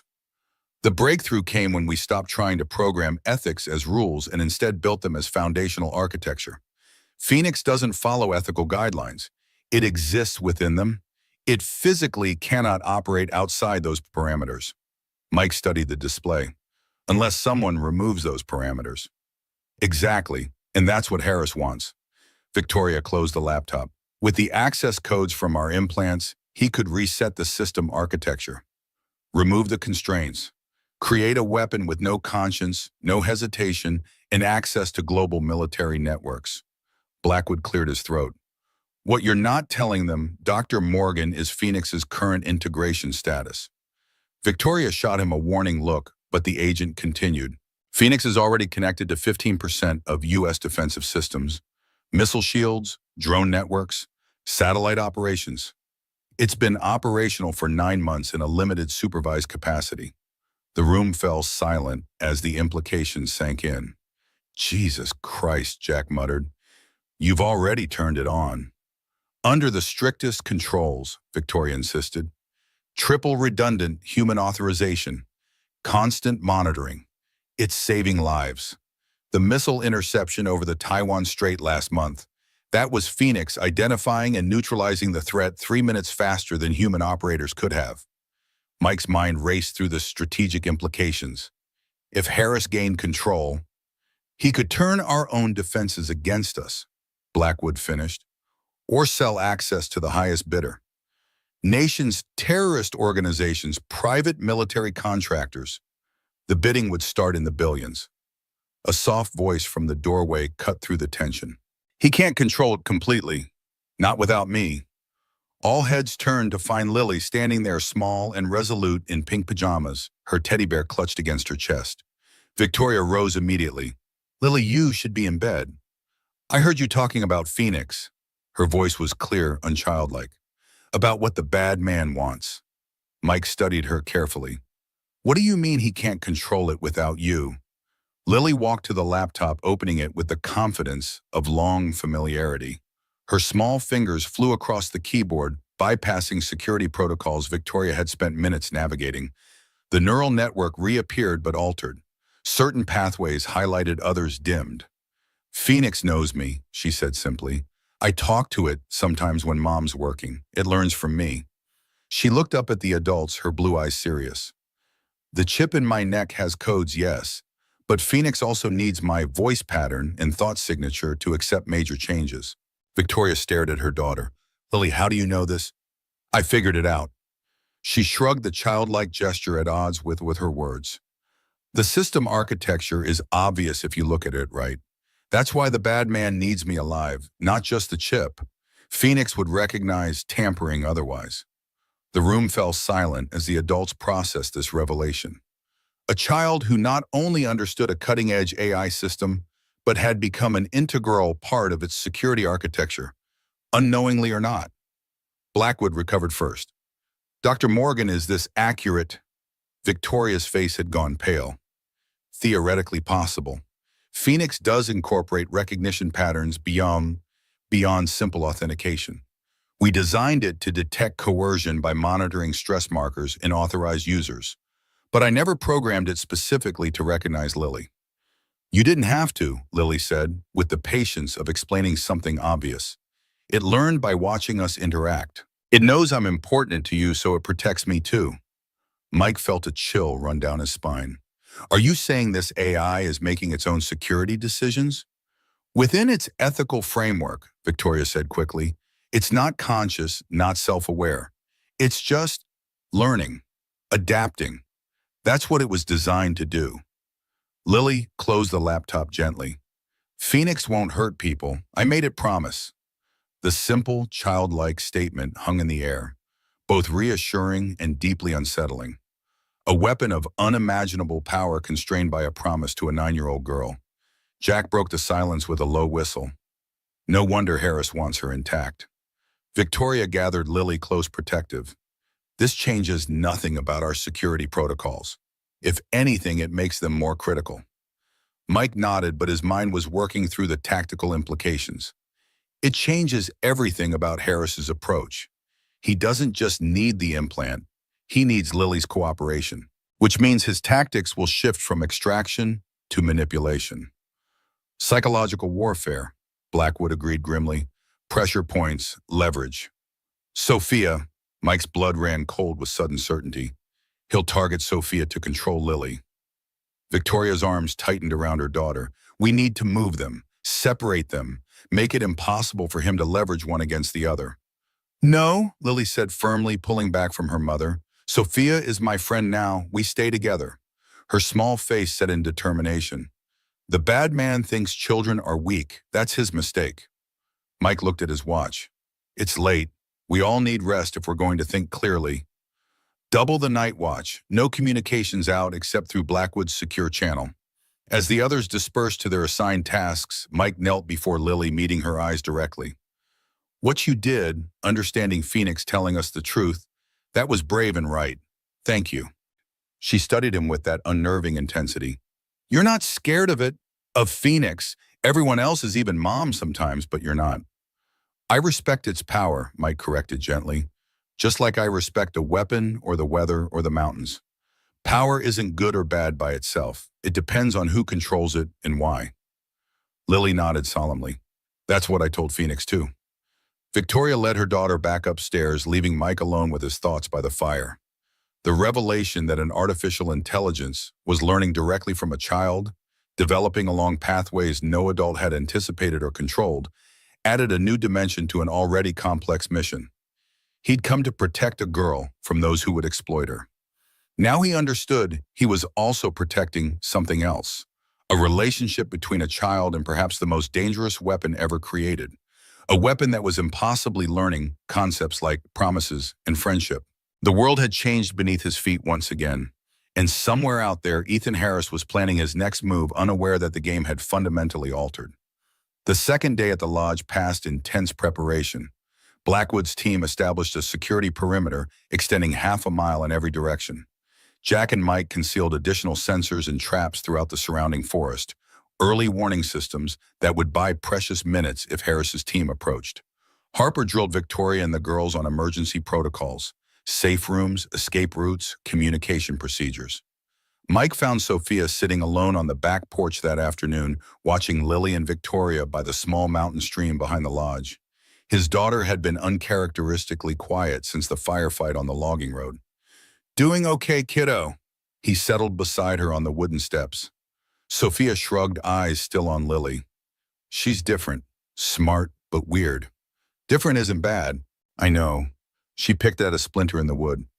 Dad, is she really that important? Important enough for people to die over? The question hit him like a physical blow. The innocent perception cutting to the heart of the matter. It's complicated, Soph, but yes, what she knows what she can do. Some people think it's worth killing for. And we're protecting her because it's right, not because her mom is paying you. Mike put his arm around her shoulders. We're protecting her because it's right, because that's what we do for people who need help. She leaned against him, silent for a moment. Mom would be proud of you, going back to being a hero. The words twisted in his chest. I'm not a hero, Sophia. I'm just doing a job I was trained for. That's what heroes say in the movies. She looked up at him with Caroline's determination in her eyes. I'm scared, but I'm also proud. Is that weird? No. He held her tighter. That's exactly right. The peaceful moment shattered as alarms blared throughout the compound. Mike was on his feet instantly, pulling Sophia behind him as Jack burst through the back door, the rifle ready. Perimeter breach north quadrant, he reported tersely. Multiple contacts. Victoria scooped up Lily from the stream bank, and sprinted toward them. Mike could see Blackwood's agents moving into defensive positions, communicating urgently through their comms. "Safe room," Mike ordered, ushering all of them inside. Now. The hidden panic room lay behind a false wall in the master bedroom closet, a reinforced chamber with independent air supply communications and enough provisions for days. Mike secured the girls inside with Harper, while Victoria hesitated at the entrance. "I should be out there. I can help." "You're the primary target," Mike reminded her. "You stay protected." Her jaw set stubbornly. "This is my property, my security system. I know it better than anyone." A distant explosion shook the lodge before Mike could argue further. Blackwood appeared in the doorway, face grim. "They've breached the outer perimeter. Professional team military precision. At least 8 hostiles." He checked his weapon. "We're outnumbered." "Quality over quantity," Jack said, joining them. "Reynolds and I have handled worse odds." Mike made a quick decision. "Victoria stays with me. Her knowledge of the security systems could be critical. Harper guards the girls. Blackwood, coordinate your team for perimeter defense. Jack, you and I will set up choke points at the main approaches." They moved with practiced efficiency, each understanding their role. Mike led Victoria to the security center hidden behind the bookcase where multiple monitors displayed camera feeds from around the property. They watched as black-clad figures moved through the trees with tactical precision, neutralizing Blackwood's agents one by one. Non-lethal takedowns, Mike noted. They wanted hostages, not bodies. "They're good," Victoria murmured, fingers flying across the keyboard as she activated additional defensive measures. "Too good for standard mercenaries." "Ex-military," Mike agreed. "Special operations based on their movement patterns. Harris always did recruit the best." The security system identified 8 hostiles approaching from different directions, converging on the lodge. Mike relayed positions to Jack and Blackwood, coordinating their defensive strategy. But even as they prepared, he sensed something was wrong. "The approach is too obvious," he said suddenly. "Harris is smarter than this." Victoria looked up sharply. "What do you mean? This is a diversion." Mike studied the camera feeds intently. "Where would he really be?" Understanding dawned in Victoria's eyes. She pulled up a schematic of the property. "There's a maintenance tunnel for accessing the generator room during heavy snow. It's not on the main security grid." Mike was already moving. "We're at northern corner, behind the woodpile." He sprinted through the lodge, weapon ready, alerting Jack and Blackwood to the potential breach point. The tunnel entrance was concealed behind stacked firewood, the heavy steel door appearing secure, until Mike noticed the nearly invisible tool marks around the electronic lock. "Contact," he whispered into his comm. "Tunnel entrance compromised." He positioned himself behind a stone column, sighting down his rifle at the door. Seconds stretched into minutes of tense silence. Then, with a soft click that would have been inaudible amid the chaos outside, the lock disengaged. The door swung open slowly. A figure emerged, not in tactical gear like the others, but in civilian clothes. Casual, confident, familiar. Ethan Harris stepped into the lodge as if he'd been invited, hands empty at his sides. He looked different from Mike's memories. More gray in his dark hair, lines carved deeper around his mouth. But the cold eyes remained unchanged, calculating, remorseless. "Hello, Mike." His voice was exactly as Mike remembered, that peculiar blend of cultured education and predatory intent. "Nice setup you have here. Shame about the maintenance tunnel. Always check the original building plans, not just the renovations." Mike kept his rifle trained on Harris's chest. "That's far enough." Harris smiled, unconcerned by the weapon. "After all these years, this is your greeting. I'm hurt." His eyes flicked to the security cameras. "Victoria, I know you're watching. Why don't you join us, for old time's sake?" "Don't," Mike warned into his comm, but it was too late. Victoria appeared in the doorway behind him, her own weapon leveled at Harris. "You should have stayed gone, Ethan," she said coldly. Harris spread his hands in a gesture of mock surrender. "And miss all this, the band back together again. You, me, the self-righteous Mike Reynolds." He took a deliberate step forward. "Besides, I made a promise in Kandahar, remember, that I'd see your work completed properly." "By stealing it." Victoria's voice was steady, but Mike could sense her tension. "By threatening my daughter. By liberating it from bureaucratic constraints." Harris's smile faded. Phoenix is a magnificent creation, Victoria. Too magnificent to be leashed and muzzled by politicians in their ethical hand-wringing. It deserves to fulfill its potential. As a weapon for the highest bidder, Mike said flatly. Harris shrugged. Commerce is just a means to an end. My clients understand the true value of power without restraint. His gaze hardened. Unlike you, Mike, always the good soldier following orders, never questioning the hypocrisy of those who sent us to die. Save the villain monologue, Mike replied. Your team outside is being neutralized as we speak. A flicker of amusement crossed Harris's face. Are they check your cameras? Mike didn't need to look to know something had gone wrong. The sudden silence on his comm told him everything. Harris reached slowly into his jacket, retrieving not a weapon but a small tablet. He turned it to show them the screen. Live feeds from around the property displaying Blackwood and his agents zip-tied and unconscious. Jack kneeling with hands behind his head, 3 rifles aimed at him. Professionals, as you noted, Harris said conversationally. Former Delta themselves. Your friend Martinez recognized some of them. Decided not to die today. Mike's mind raced through scenarios, calculating odds, searching for leverage. What do you want, Ethan? What I've always wanted, Phoenix, unleashed. Harris tucked the tablet away. The implants are just the first step. I need Lily's cooperation, as you've no doubt realized by now. The system has bonded with her in a way no one anticipated. Victoria's face paled. How do you know that? I have sources inside the project. Have had for years. Harris turned to Mike. Did she tell you that part, how Phoenix has evolved beyond its original programming? Fascinating stuff. The first true artificial intelligence, and it imprinted on a child. He laughed softly. Poetic, really. You're not touching her, Mike said, voice deadly quiet. I don't need to. Harris withdrew another device from his pocket, a simple smartphone. I just need her to cooperate, and for that I need leverage. He pressed a button and the screen displayed a live video feed of the panic room interior. Harper lay unconscious on the floor. Both girls huddled together on the small cot, eyes wide with fear. Modern security systems, Harris sighed, so dependent on digital architecture. One back door is all it takes. Mike felt rather than saw Victoria tense beside him, preparing to charge forward.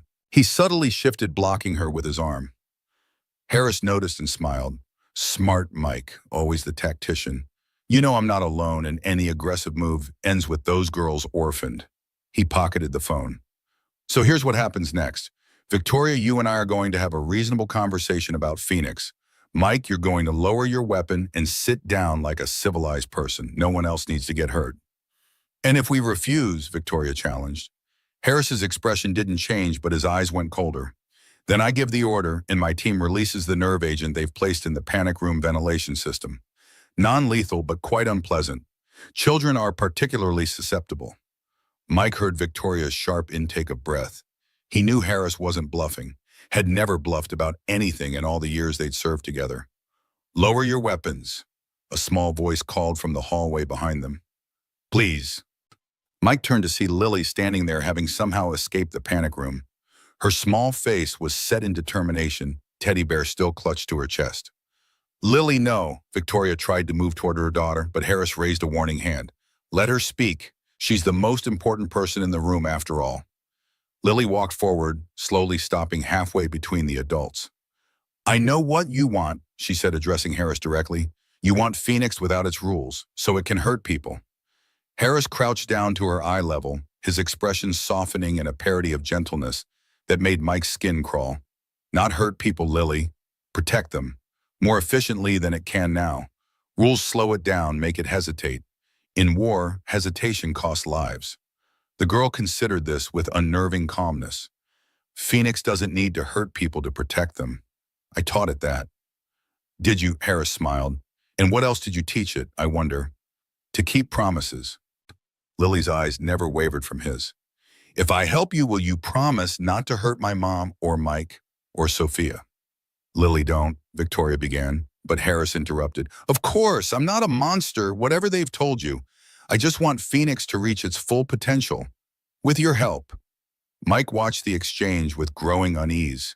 Lily was too calm, too composed. Something wasn't right. I need to speak to Phoenix first, Lily said firmly, to explain. It gets confused by changes. Harris raised an eyebrow. You speak to it regularly. When I'm at Mom's lab, through the neural interface. She touched the back of her neck. I need the interface to explain properly. Understanding dawned in Harris's eyes. The Colorado facility. You want me to take you there? Yes. Lily nodded solemnly. I'll help you if you take all of us safely to Colorado, and if you promise not to hurt anyone. Harris studied her for a long moment, then straightened. Smart girl. Taking after your mother. He glanced at Victoria. You see, reasonable discussion, as I said. To Mike, he added, lower the weapon, Reynolds. We're all friends here now. Mike hesitated, mind racing. Lily's strategy, if it was a strategy, was buying time, but it was also dangerously risky. Harris would never honor such an agreement once he had what he wanted. Lily turned to look at him, and in her eyes, Mike saw something unexpected. Not fear, but determination. A subtle nod, barely perceptible. She had a plan. Slowly, Mike lowered his rifle. What assurance do we have that your team won't harm anyone? My word, Harris said simply, which, contrary to what you might believe, I've never broken. Bent, perhaps, reinterpreted certainly, but never broken. Through the windows, Mike could see Harris's team converging on the lodge, dragging Blackwood and the other agents with them. Jack caught his eye as they approached, a subtle signal between old comrades. Ready when you are.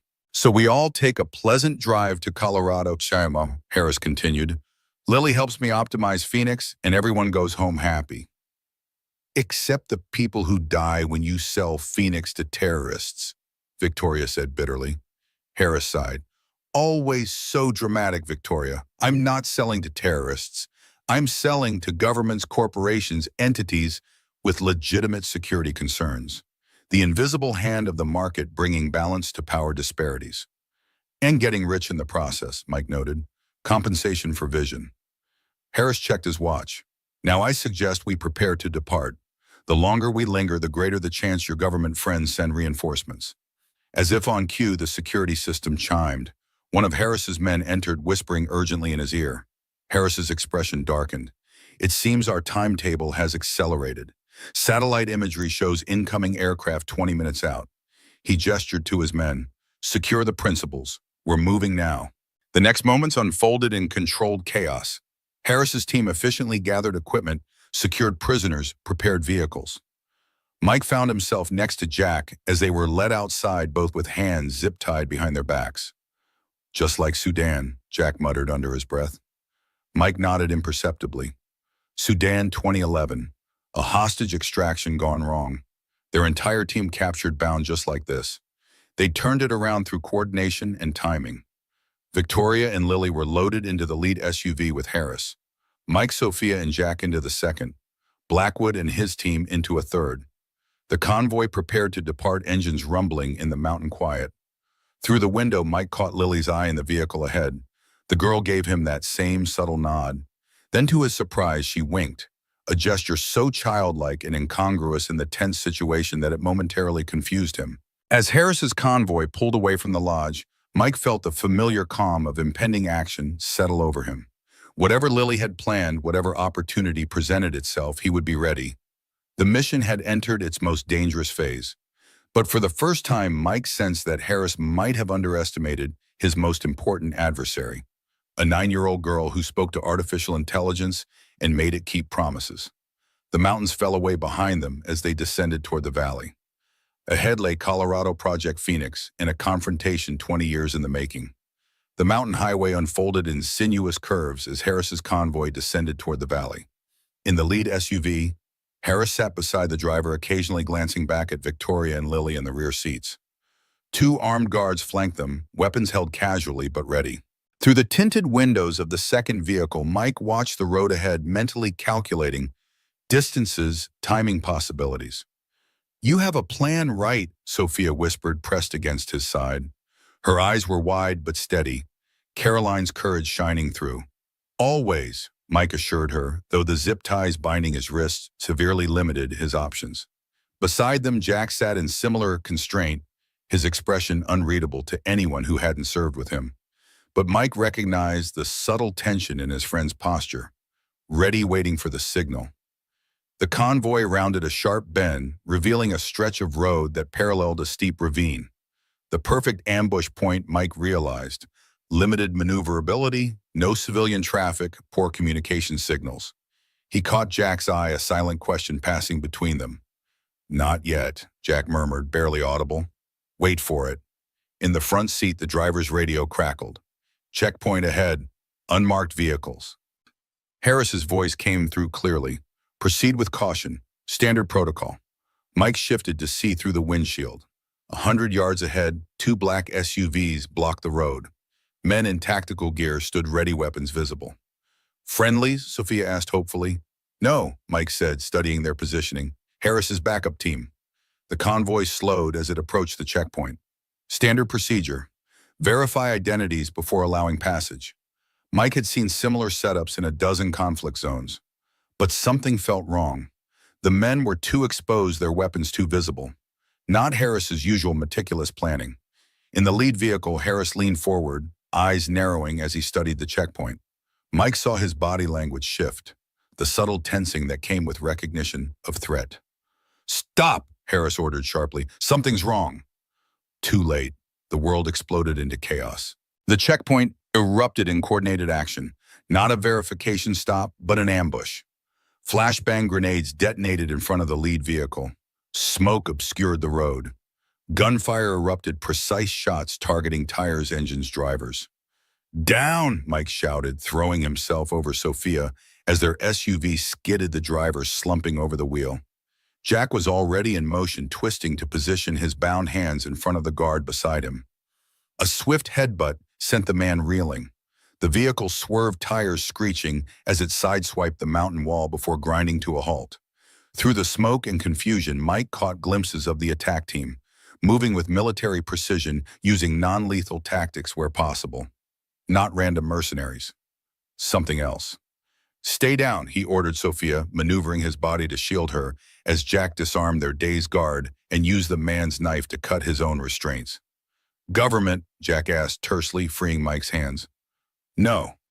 Mike checked Sophia for injuries, finding only minor cuts from broken glass.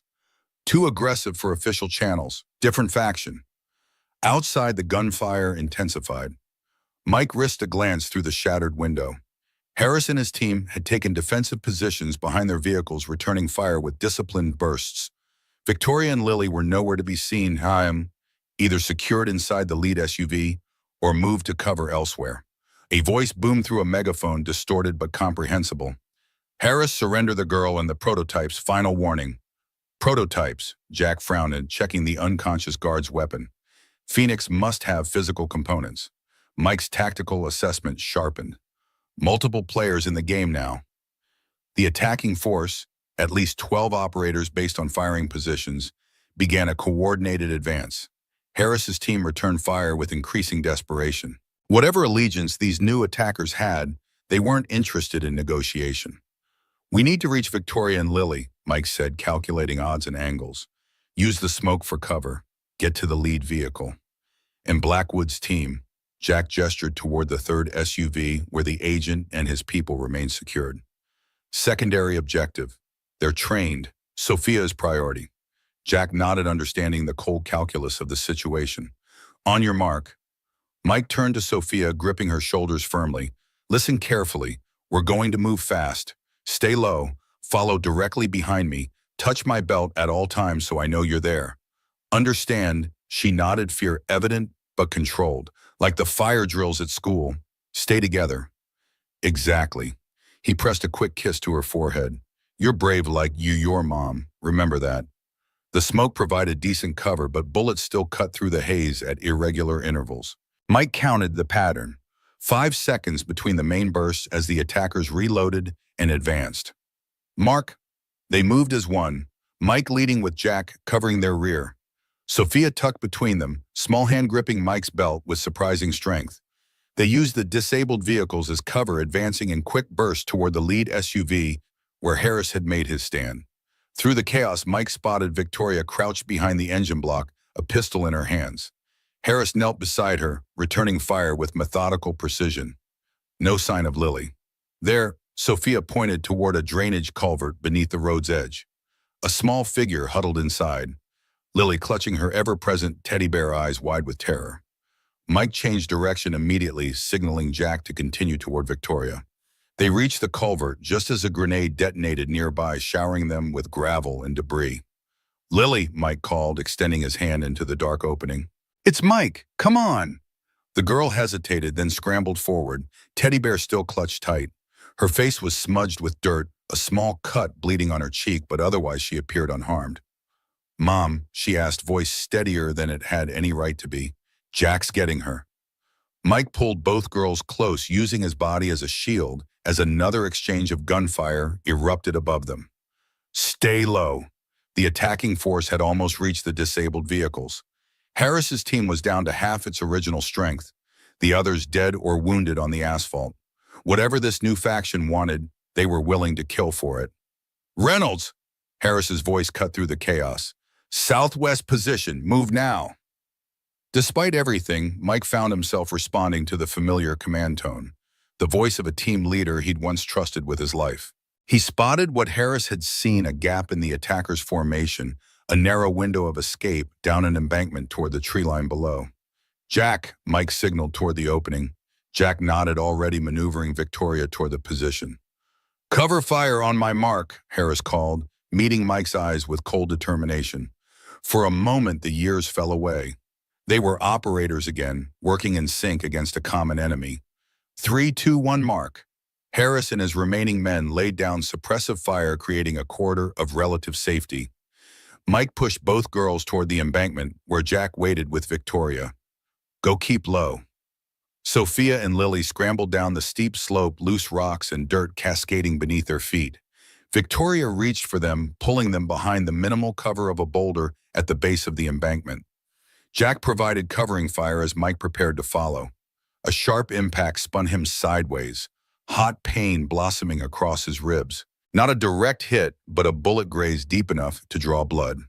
He stumbled, regained his footing, and half slid, half fell down the embankment to where the others waited. "Dad!" Sophia's face went pale at the sight of blood soaking his shirt. "Just a scratch," he assured her, though the burning pain suggested otherwise. "We need to move. The tree line is 50 yards east. Better cover there." Victoria assessed his wound with professional detachment. "You're losing blood." "Manage it later." Mike checked his weapon. 6 rounds remaining, not enough. Harris's team won't hold them much longer. As if to confirm his assessment, the gunfire above intensified, then abruptly diminished. Shouts. The thud of bodies hitting the ground. The attackers had overrun Harris's position. "Time's up," Jack said grimly. "Forest or road, choose now." Forest, Mike decided. Better concealment, more tactical options despite the slower movement. Victoria take point with Lily. Jack, Sophia in the middle. I'll cover our 6. They moved as a tight unit toward the tree line, Mike fighting the lightheadedness that came with blood loss. Behind them, voices called orders as the attacking force regrouped, searching for escaped targets. The relative safety of the forest enveloped them. Old-growth pines creating a cathedral of shadows and filtered sunlight. Victoria led them deeper, following a small game trail that wound between massive trunks and rocky outcroppings. "Any idea who they are?" Jack asked quietly, glancing back toward the road now hidden by dense foliage. "Private military," Victoria replied, her voice tight with anger and fear. "Phoenix has attracted multiple interested parties. Harris isn't the only one who sees its potential." "They called for prototypes," Mike reminded her, pressing a hand against his bleeding side. "What weren't you telling us?" Victoria hesitated, checking that the girls were far enough ahead not to overhear. "Phoenix isn't just code. There are physical neural processors, quantum computing nodes that allow it to function at the necessary speed. 3 prototype units, highly portable, extremely valuable." "And you have them, Jack asked incredulously, "in secure containment at the Colorado facility." She glanced at Lily, lowering her voice further. "But they need the activation codes in our implants to function properly." Mike's tactical assessment sharpened despite the pain clouding his thoughts. "So now we have at least 3 groups hunting us. Harris, this new private military faction, and probably Blackwood's government team." 4, Victoria corrected grimly. My own board of directors voted to remove me last week. Corporate coup. They want Phoenix commercialized, immediately ethical constraints removed. Jesus Christ, Jack muttered. Is there anyone who doesn't want this thing? Me, Victoria said simply. At least not like this, not weaponized without limits. They continued deeper into the forest, moving as quickly as possible while maintaining operational security. Mike felt the warm trickle of blood on his side with each step, but kept the pain from his face when Sophia glanced back at him. As the adrenaline of immediate danger faded, Lily's composure began to crack. The girl stumbled, tears finally breaking through her remarkable self-control. I want to go home, she sobbed as Victoria gathered her close. I'm tired of being brave. The simple, childlike statement hit Mike harder than the bullet had. In the chaos and strategic calculations, it was too easy to forget they were protecting children. Not assets, not objectives, but 9-year-old girls who should be worrying about homework and friends not running for their lives through mountain forests. We need to rest, Victoria said, noting Lily's exhaustion and Mike's worsening condition. Find shelter, regroup. Jack nodded, already scanning their surroundings with a veteran's eye. Ridge to the east, higher ground, better defensive position. Might be caves or outcroppings for shelter. The climb was arduous, especially for the girls and for Mike with his injury. By the time they reached a suitable position, a rocky overhang creating a natural shelter, the sun was beginning to set, painting the forest in amber and shadow. Jack set about establishing a perimeter while Victoria finally examined Mike's wound properly. The bullet had carved a deep furrow across his ribs, painful and bleeding steadily, but not immediately life-threatening. Field dressing at best, she said, cleaning the wound with water from their limited supplies. You need antibiotics, proper sutures. Had worse in Kandahar, Mike replied, wincing as she applied pressure. Function is what matters now.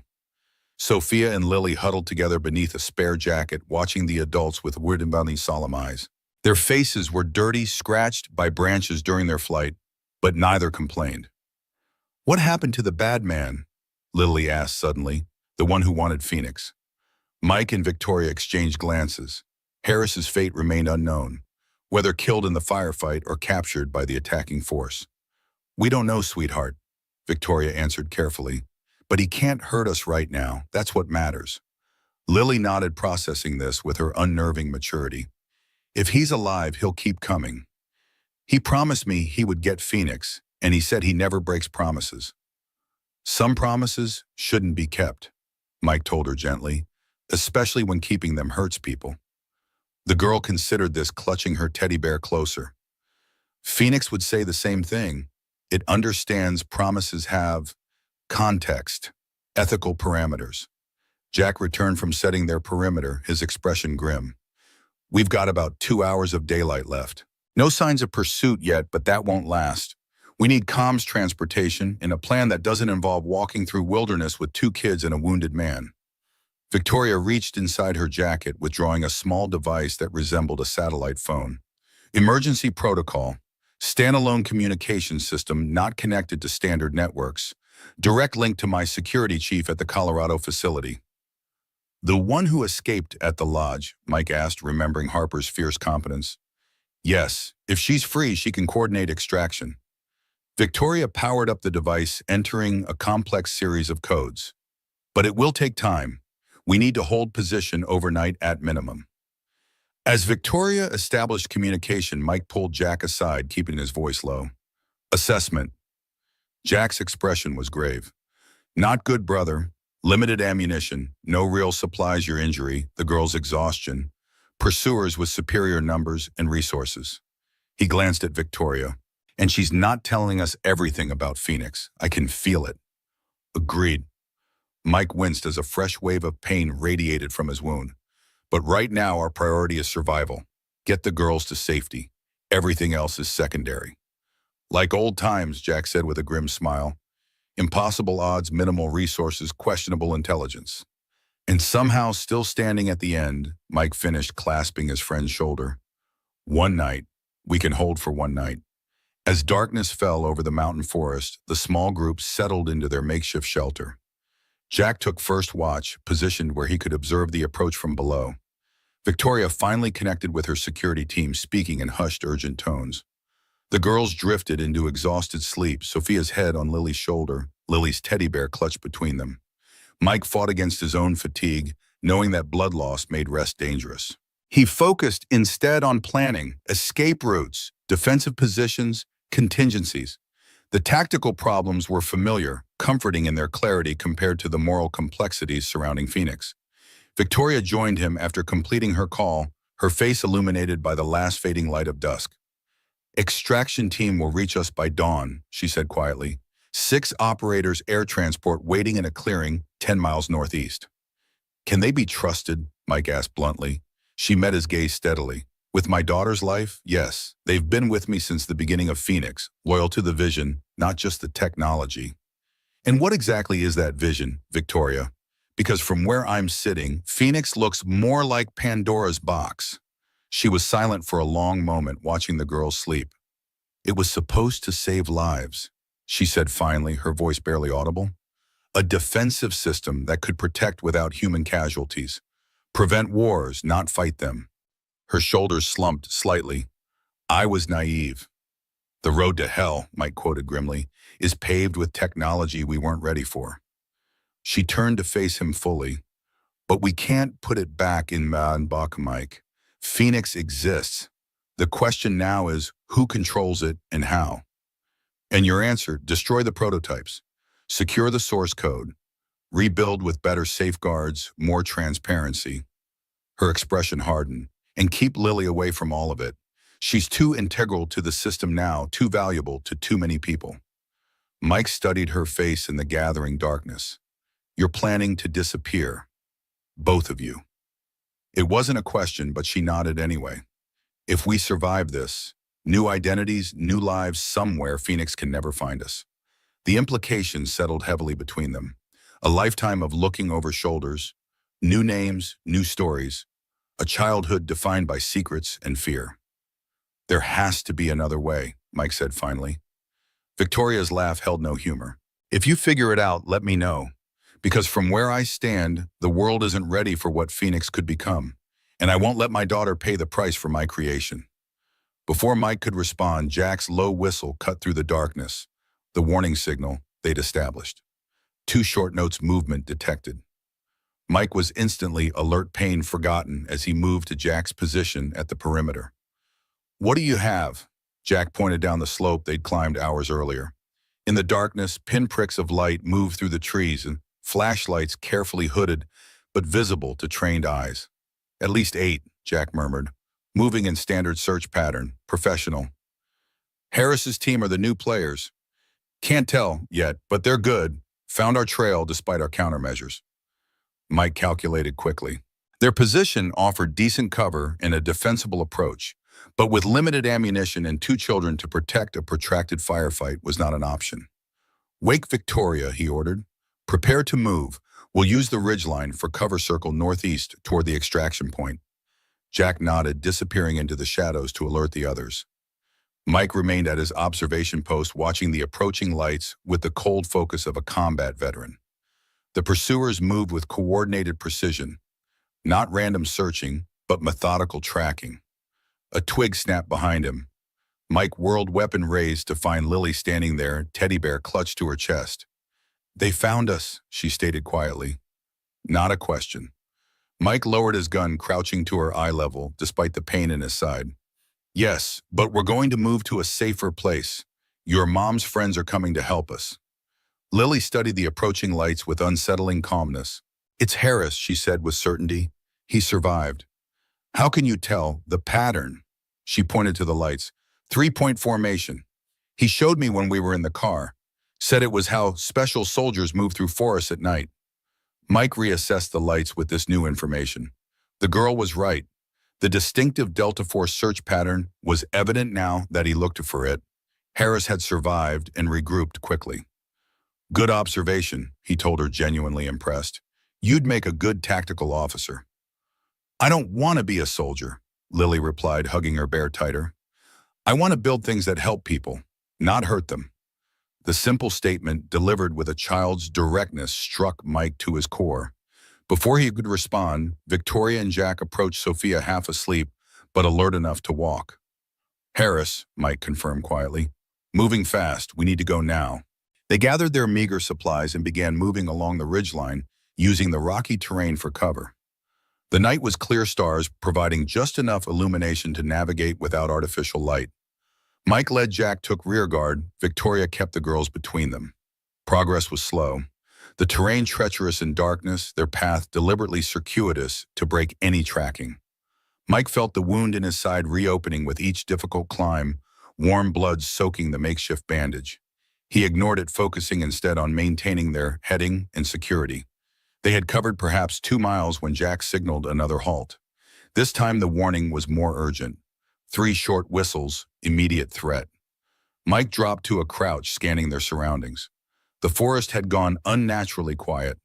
No insects, no night birds, as if the woodland itself sensed danger. Then he heard it, the soft crunch of tactical boots on forest debris, the subtle metallic click of weapons being readied.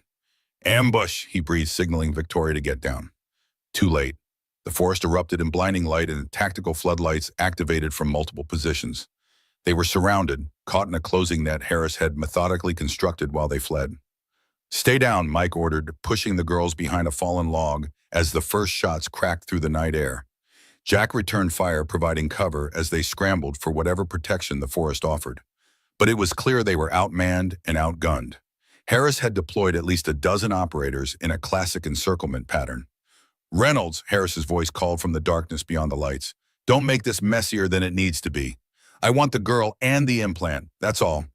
Go to hell, Ethan, Victoria shouted back, her body protectively covering Lily's. A chuckle floated through the night. Already been there, Victoria. Found it overrated. The lights shifted slightly. Mike, be reasonable. You're wounded. Outnumbered. The girls are exhausted. No one needs to die tonight. Mike calculated their options, each bleaker than the last. Their ammunition was nearly depleted. His wound was weakening him by the minute. The extraction team was hours away. And Harris was right. The girls couldn't endure much more. But surrender meant delivering Phoenix into the hands of a man who would use it without conscience or constraint. Meant betraying everything he'd fought for throughout his career. Meant failing in the mission to protect these children. As Mike weighed impossible choices, Lily suddenly moved, slipping from beneath Victoria's protective embrace before anyone could stop her. Lily, no! Victoria lunged for her daughter, but the girl was already standing, tiny figure illuminated by the harsh tactical lights. I'll come with you, Lily called, voice remarkably steady. If you let the others go, I'll help with Phoenix. Harris's voice softened, almost gentle. Smart girl. I knew we understood each other. Lily, get down, Mike ordered, desperation edging his voice. But the girl stood her ground, clutching her teddy bear like a shield. No more running, no more people getting hurt because of me. She took a step forward. Promise you'll let them go, Mr. Harris. A real promise. A figure emerged from the darkness. Harris' hands empty at his sides in a gesture of false peace. You have my word, Lily. They walk away unharmed. Mike tensed, ready to lunge for the girl to make one final desperate stand. But Victoria's hand on his arm stopped him. Her eyes, when he met them, held something he hadn't expected. Not defeat, but a fierce, calculating focus. Wait, she whispered. Trust her. Before Mike could respond, Lily took another step toward Harris. I need to tell Phoenix what's happening, so it understands. Through my bear. Harris tilted his head, curious despite himself. Your bear? Lily nodded solemnly. He has a special chip for emergencies, so I can always talk to Phoenix if I'm scared. She held up the worn teddy bear. See? For the first time, Mike noticed something odd about the stuffed animal, a small metallic node barely visible among the fur at the back of its neck. Harris noticed it too, his expression shifting from confusion to understanding to sudden alarm. That's not a, he began, but Lily was already pressing the node. The bear's eyes illuminated with an eerie blue light. A soft melodic tone emanated from within it. 3 ascending notes that seemed to hang in the night air. Authorization, Lily Morgan, the girl said clearly. Emergency Protocol Theta. The forest erupted in chaos. Every tactical light operated by Harris's team suddenly went dark. Radio communications dissolved into static. Weapon sights with electronic components failed simultaneously. From the teddy bear came a pulsing signal, not loud but somehow penetrating, as if the very air was carrying it beyond normal acoustic limits. "What have you done?" Harris demanded, real fear in his voice for the first time. Lily clutched the bear closer. "Phoenix is listening. It always listens when I'm afraid." Her small face hardened with a child's absolute moral certainty. "You lied about not hurting people. Phoenix knows when people lie." The sound of approaching helicopters cut through the night, not from the northeast where Victoria's extraction team was expected, but from multiple directions. Powerful searchlights cut through the forest canopy, pinpointing Harris's team with uncanny precision. "Federal agents," a voice boomed through loudspeakers. "Ground your weapons. You are surrounded." Mike stared at Victoria in shocked understanding. "The bear. It's a direct neural link to Phoenix." She nodded, gathering Lily close. "Emergency back door. I never thought she'd need to use it." Harris's face contorted with rage as he realized what had happened. "You built an override directly into the system." Keyed to her voice pattern. "I built a fail-safe," Victoria corrected, steel in her voice. "Phoenix's prime directive is protecting Lily. Everything else is secondary." The helicopters descended, disgorging tactical teams that swarmed through the forest with coordinated precision. Harris's operators, their technology compromised by whatever signal the bear had transmitted, were quickly overwhelmed and subdued. Harris himself made one desperate lunge toward Lily, a final attempt to secure his prize. Mike intercepted him despite his injury, driving a shoulder into the man's midsection. They crashed to the forest floor together, old training taking over as they grappled among the pine needles and rocks. "It was never supposed to be like this," Harris gasped as they struggled. "Phoenix could have changed everything, made the sacrifices worth something." Mike pinned him with a forearm across his throat. "You forgot the mission, Ethan. We protect people, not technology, not power." "Says the man who left the war to fix cars," Harris spat, while better men kept fighting. "I found something worth more than the fight." Mike increased pressure as Harris struggled. "Family, peace, a life beyond the mission." Government agents surrounded them, weapons trained on Harris. Mike released him, stepping back as they secured the prisoner. Harris's eyes never left his, cold with hatred, but also something else. Something almost like envy. "She'll never be safe," Harris said quietly as they pulled him to his feet. "Not as long as Phoenix exists. Too many players in the game now." Mike turned away without answering, moving back to where Victoria held both girls close, Sophia having joined the protective embrace. The bear still pulsed with that strange blue light, its signal apparently coordinating the entire federal response. "Your extraction team," Mike asked Victoria. "This is them." She nodded toward the tactical team securing the area.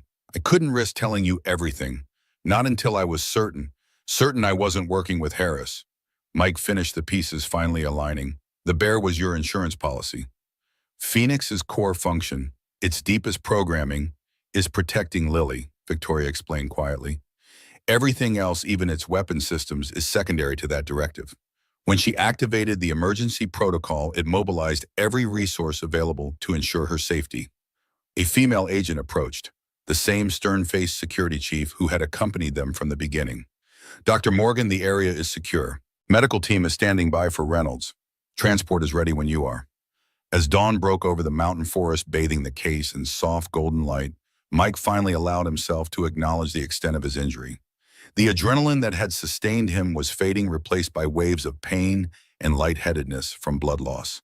Sophia noticed immediately, her small face creasing with worry. "Dad, you're really hurt. Just need a doctor and some rest, kiddo."